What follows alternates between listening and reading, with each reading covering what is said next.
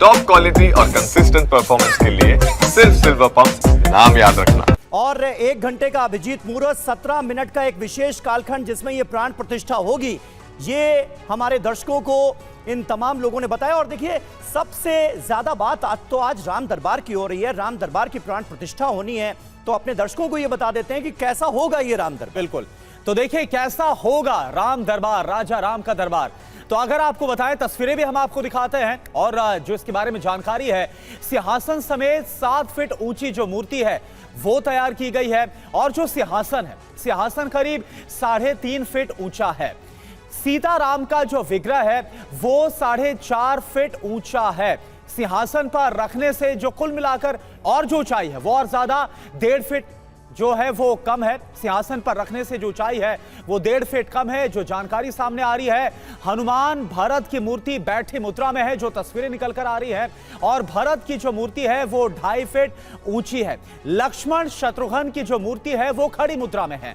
लक्ष्मण शत्रुघ्न की मूर्ति 3 फीट ऊंची है। 40 साल पुराने पत्थर से बाकायदा तैयार किया गया है मूर्ति को। और इसके बारे में जो खुद जिन्होंने मूर्ति को तैयार किया है, 1000 साल तक ये सुरक्षित रहेगी। ये दावा है, जो चमक है वो ऐसे ही बरकरार रहेगी राम दरबार की। जितना धोया जाएगा उसकी चमक और ज्यादा बढ़ेगी, जो जानकारी सामने आ रही है। बिल्कुल, ये पूरी डिटेल हमने राम दरबार के बारे में आपको दी। आइए जल्दी से अब रुख करते हैं रामनगरी अयोध्या का, जहां मौजूद हैं हमारे सहयोगी विपिन चौबे। विपिन, स्टूडियो में हम बात कर रहे हैं, जसराज जी हमारे साथ मौजूद हैं। उन्होंने बड़े प्यारे भजन सुनाए भगवान श्री राम के ऊपर। और आप जरा वहां से हमें बताइए और दिखाइए भी कि इस वक्त वहां पर क्या चल रहा है। प्राण प्रतिष्ठा के इस पूरे आयोजन की तैयारियां कैसी?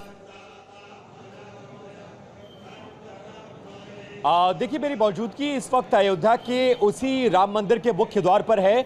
धूप और गर्मी बहुत ज्यादा है, इसके बावजूद श्रद्धालु बहुत बड़ी तादाद में भारत के अलग अलग कोनों से इस विशेष मुहूर्त का साक्षी बनने के लिए अयोध्या में मौजूद हैं।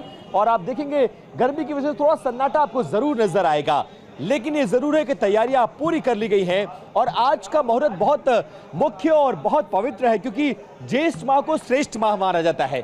श्रेष्ठ माह के अभिजीत मुहूर्त में उत्तर प्रदेश के मुख्यमंत्री की मौजूदगी में भारत के अलग अलग कोनों से आए धर्माचार्यों और विद्वानों की मौजूदगी में 3 दिन से यह अनुष्ठान चल रहा है।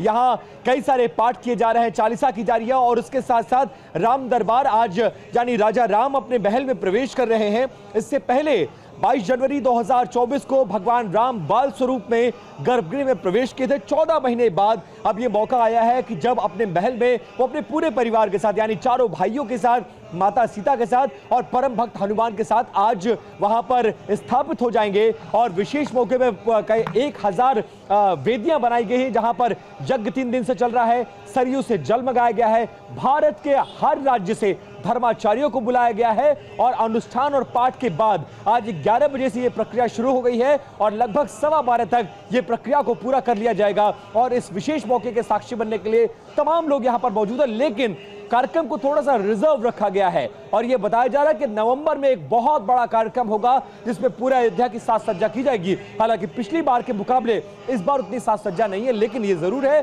कि रामलला अब गर्भगृह से वयस्क हो चुके हैं और राजा राम के रूप में अपने महल में आज स्थापित हो जाएंगे, जहां पर उनका पूरा परिवार साथ होगा। जी बिल्कुल, और ये तस्वीरें भी हम दिखा रहे हैं। विपिन, आप बने रहिए हमारे साथ, क्योंकि आप देखिए रामनगरी कैसे तैयार है, बहुत खूबसूरत तरीके से जाएगी। और जैसे विपिन ने बताया कि कुल मिलाकर 3 दिन का ये कार्यक्रम, और आज इस कार्यक्रम का समापन प्राण प्रतिष्ठा के कार्यक्रम के साथ हो जाएगा।